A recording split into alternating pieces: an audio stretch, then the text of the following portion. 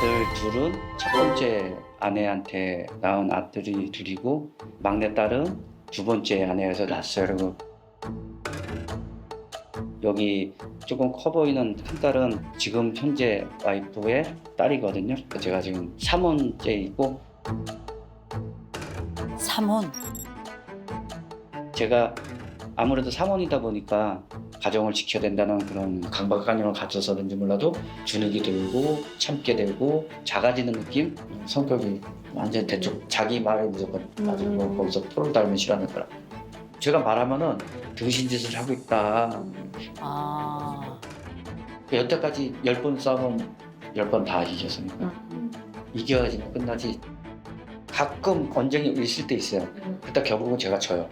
왜냐면 이혼하자고 나오면 협박식이죠. 이번 주 세 번째 결혼은 실패하고 싶지 않고 더 이상의 이혼이 없다. 네, 세 번째 결혼을 더 이상 실패하고 싶지 않다라고 맞아요, 말씀하셨는데 근데 사실은 좀 이렇게 두 번 또 아픔을 겪으면 다시 이렇게 결혼하기 쉽지 않잖아요. 네, 예. 재혼을 결심한 또 이유가 있을까요? 이제 첫 번 결혼은 나이 어렸을 때 이렇게 결혼했으니까 서로 이제 맞춰가는 그 와중에 서로 이제 의견이 좀 안 맞고 이런 것도 있었겠죠. 그래서 첫 번째 제가 좀 많이 다친 적이 있었거든요. 일하다가. 그래서 휠체어를 한 1년간 타고 예, 병원에서는 못 걸을 수도 있다 뭐 이런 얘기를 하니까 와이프가 그때 집을 나갔어요. 예, 집을 나가서 이제 그때 아들이 초등학교 1학년이었고 작은 아들이 유치원생이었거든요. 근데 애들을 두고 나갔으니 애들을 제가 뭘 해먹여야 되는데 휠체어를 타니까 싱크대가 딱 여기 오더라고요. 네네. 그리고 수도꼭지도 안 되고 뭐 설거지도 안 되고 그러니까 네네. 부모님도 마음이 아프시니까 베트남 이렇게 국제 결혼하면은 살림도 잘하고 와서 산다더라. 근데 제가 그게서 솔깃했어요. 그래서 성급하게 결혼을 했어요, 국제 결혼을. 아, 네네. 국제 결혼을. 네, 그래서 와가지고 그 베트남 여자하고 애를 낳고 이제 그때까지 좋았는데 국적을 취득해지니까 삐딱선을 타더라고요. 국적 취득 후에. 예. 네네. 그리고 나더니 애 두고 나갔어요. 그리고 이혼 소송을 걸어왔더라고요. 위자료 청구하고 재산 분할하고. 그래서 뭐 이렇게 마음이 떠난 것 같아서 네네. 도저히 안 될 것 같아서 거기서 이혼을 하고 딸까지 해서 딸까지. 예, 셋. 셋. 셋은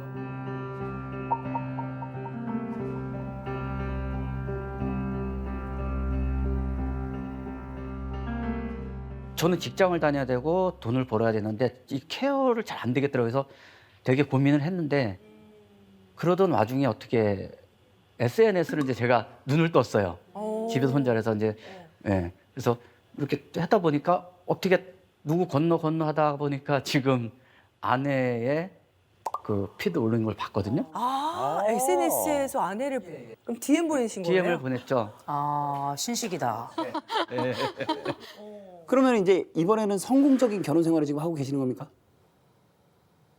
어때 결혼 생활 처음에는 뭐 콩깍지가 씌인다 그러잖아요. 그때는 좀 좋았죠. 근데 집에는 이제 서열이 있죠.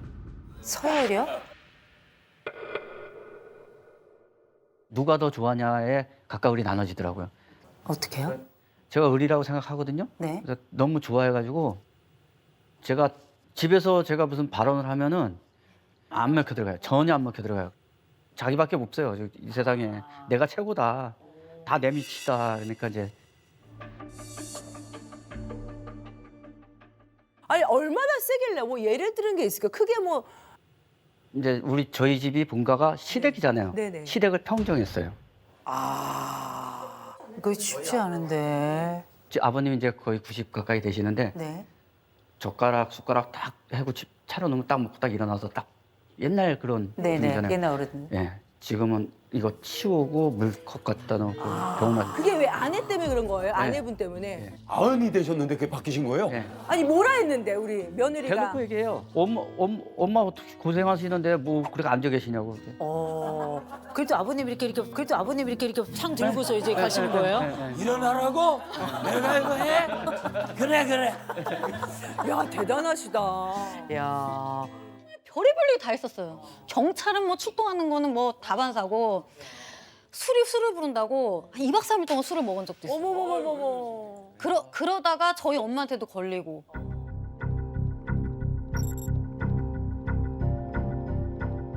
그러니까 저희들 딸내미 둘도 뭐 경찰 아저씨 오면 뭐 울면서 뭐 아빠가 이랬다 저랬다 얘기하고 아들들 출동해서 아빠 끌고 들어오고 애들한테도 상처가 되게 많았던 2년여의 생활이라 거기서 저까지 막 가녀린 그 여성처럼 막 이렇게 하면 이게 안 될 것 같은 거예요. 워낙 성격도 뭐 그런 성격은 아니지만. 그래서 약속을 했죠.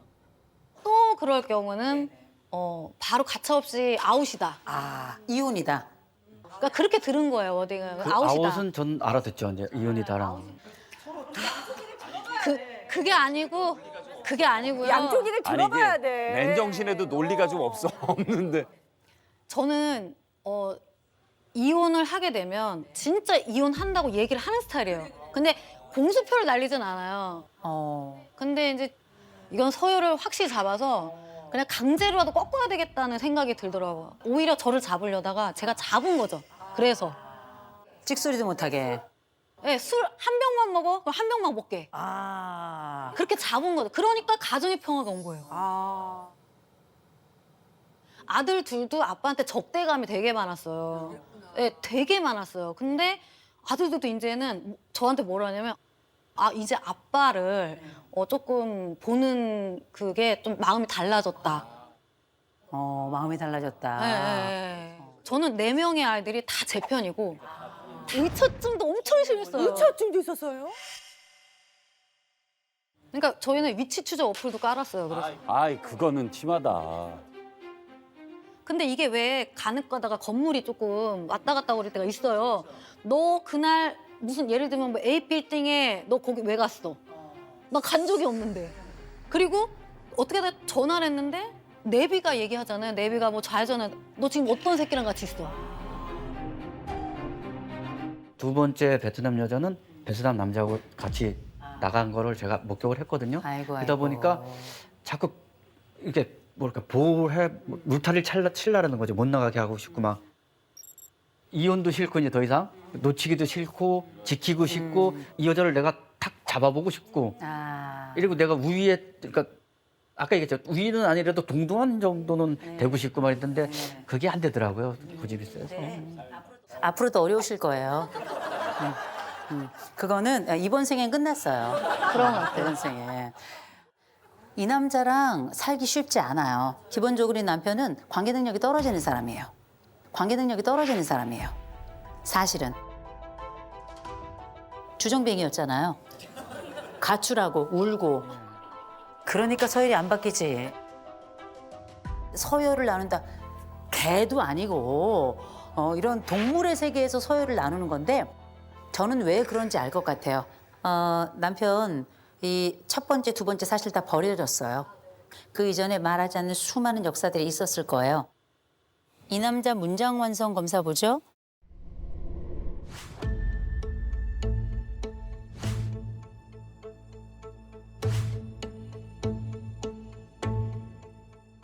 문장마다 불안이 어마어마하게 꽉 차 있거든요.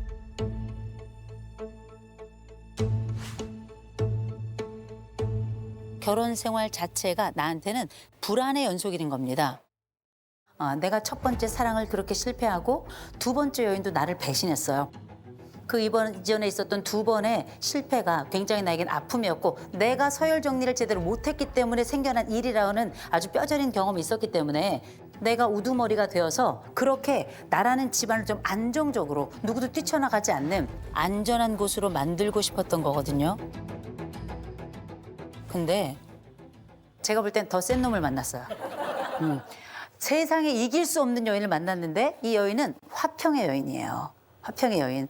이 집안에 전에는 볼 수 없었던 평화를 가져왔어요. 제가 깜짝 놀란 게 딱 들어가서 시아버지를 바꿨어요. 이건 전대미문한 일이에요. 90된 시아버지가 먹었던 그릇, 밥그릇을 갖다 놓는. 그러니까 그거 진짜 쉽지 않아. 90평생 습관이신 거를. 그러니까. 어디 그뿐인가요? 큰아들, 둘째 아들이 있는데 이 아들이 아버지랑 그렇게 적대적이었는데 이 어머니랑 만난 지 얼마나 됐다고. 보통은 이 어머니까지 밀어내기가 쉬워요. 그런데 이 양쪽을 연결해가지고 가족이 되게 했잖아요. 지금 우리 집안은 복동이가 들어왔습니다. 이게 서열의 방식이든 아니 화해의 방식이든지 간에 엄청난 이 집안의 화합을 가져온 여인입니다. 이 복동이에 대해서 무슨 서열을 정해요. 그냥 평생 모시고 사세요. 이 가족은 그래도 됩니다. 다만 총혼도 남편이 한 거 맞죠? 아니요. 그럼요?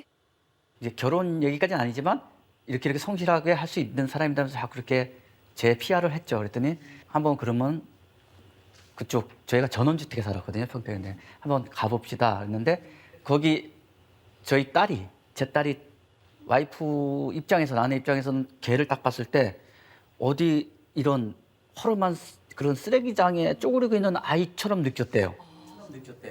집이 와 바퀴벌레가 막 돌아다녀도 정말 의심의 여지가 없는 그런 환경에서 애가 침대에 누워서 이렇게 쪼그리고 핸드폰을 이렇게 하고 있는데 아이고. 그게 너무 충격인 거예요, 저가.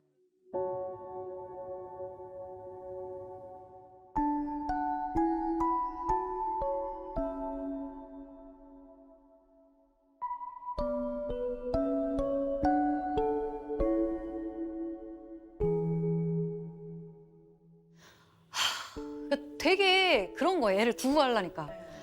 그래가지고 고민을 하다가 이제 그때 남자친구였으니까 딸내미를 내가 데리고 와서 키우겠다.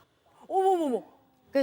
지금 보면 미친 거라고 생각을 하기도 하는데 키우겠다. 그러니까 신랑이 그래도 좀 그건 막 이렇게 계속 고민을 하는 거예요. 네. 그래서 그럼 혼인신고 하자. 우와.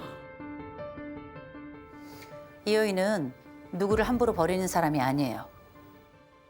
혼자 누워서 그 바퀴벌레가 나올 것 같은 집에 침대에 혼자 누워있는 그 여자아이를 보면서 얘의 생명이 안타까웠던 거예요. 이 아이의 삶이 너무 안타까웠던 거예요.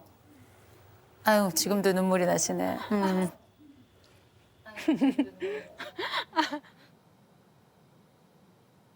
이 여인이 어떤 사람인지 보세요. 사람이라서가 아니고요. 그냥 생명 앞에 무릎을 꿇는 여자예요. 저는 사실 이 가족 얘기를 들으면서 너무 감동했어요. 이 정도 재혼 이후에 갈등을 이렇게 겪고 나서 이렇게 극복하기가 어렵습니다. 이런 사람이 이 남편을 버릴 리가 없습니다. 첫 번째, 안심하라. 전 말씀드리고 싶고요. 두 번째, 이 여자 놓치지 마세요. 그거는 멍청이에요. 세상 멍청이에요. 이 여자를 무조건 붙으세요. 그런데 이 남자가 내가 이제 돈을 못 벌고 그렇다면 내가 또 이 가족에서 기여하는 바가 없으면 이 사람들이 나를 너무 쉽게 보는 건 아닌가 이런 생각이 좀 들잖아요. 네. 이거 되게 중요한 부분이에요. 남편이 돈 버는 거 중요하죠. 중요하죠. 엄청 중요하죠. 왜냐? 어쩌면 두 분은 수요가 서로 잘 맞았어요. 아내에게는 든든한 경제적 지원과 또 아이들의 아빠가 필요했고 또 남편에게도 이 아이들의 엄마와 더불어서 내가 이렇게 함께 해줄 만한 이런 사람이 필요했던 거 아니에요? 경제적으로도 함께 해줬고 정서로도 함께 해줬어요. 너무나 좋은 커플이에요. 염려하지 마세요. 새 직장 찾으면 돼요. 그러면 딱 퇴직하고 나서 그냥 집에 계실 생각이셨어요? 그렇진 않고요. 그런 생각이셨구나. 그렇진 않고요. 네. 네. 할 수 있는 일을 최선을 다해서 찾고요. 여전히 우리 집에서 돈으로 기여하는 게 아니고요. 이런 애씀으로, 이런 가족을 위한 헌신으로 이렇게 기여한다는 모습을 보여주는 게 중요하지. 이 여자가, 이 남자가 돈 보고 봤으면 이 정도 외모에 이 남자 안 만나요. 정말이에요. 저는 이런 말씀을 하나 드려요. 아이들에게 남편을 좀 아버지로서 해석을 해주셨으면 좋겠어요. 내 아버지는 겉으로 딱 보면 어떡해? 술 마시는 남자. 겉으로 딱 보면 어떡해? 집 나가는 남자. 그리고 어떻게 겉으로 보면 우는 남자. 3종 세트를 다 가지고 있잖아요. 근데 엄마가 얘기해 준 거예요. 야, 니네 아버지 성실한 남자. 너 그렇게 말하지 마. 니네 아버지 같은 사람 없어. 니네 버릴 수도 있었어. 끝까지 끌어안은 사람이야. 함부로 말하지 마. 이렇게 얘기한 거예요. 이게 바로 해석이에요. 이런 해석이 이 집안을 정말 빛나는 집으로 만들어주는 거거든요. 그리고 제가 한 가지 좀 부탁드릴게요. 아내께서 한마디만 해주셨으면 좋겠어요. 나는 당신과 영원히 함께 할 거야. 한번 해줄까요? 아 지금요? 남편에게요. 네. 되게 연기를 하는.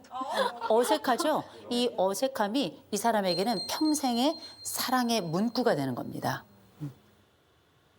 나는 당신과 영원히 함께 할 거야. 고맙습니다. 고맙습니다.